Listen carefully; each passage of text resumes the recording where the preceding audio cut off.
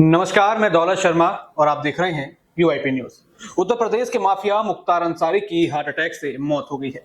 वह बांदा जेल में बंद था।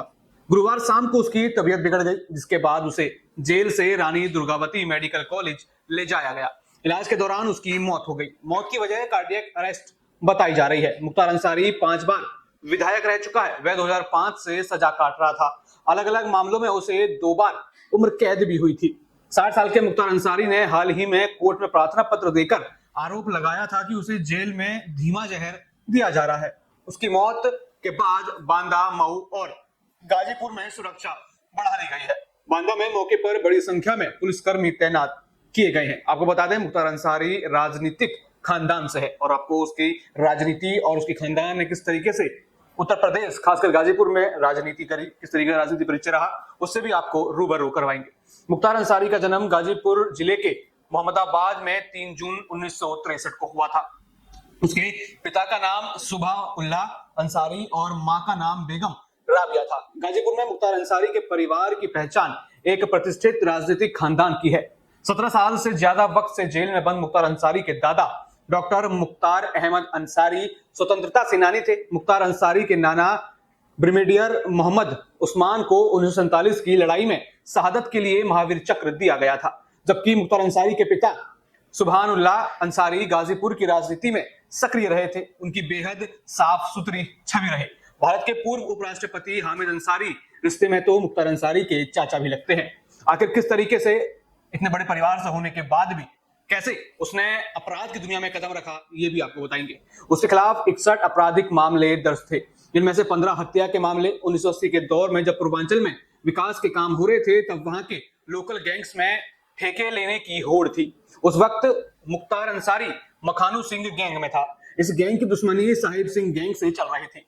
साहिब सिंह गैंग के लिए गैंगस्टर विजय सिंह का काम कर रहा था। 1990 के दशक में मुख्तार अंसारी ने फिर अपनी खुद की गैंग बना ली। आपको बता दें, 1990 के दशक में मुख्तार अंसारी ने अपना एक अलग गैंग बना लिया। उसने कोयला खनन, रेलवे जैसे कामों में 100 करोड़ का कारोबार खड़ा कर लिया। फिर वो गुंडा टैक्स, जबरन वसूली और अपहरण के धंधे में भी आ गया।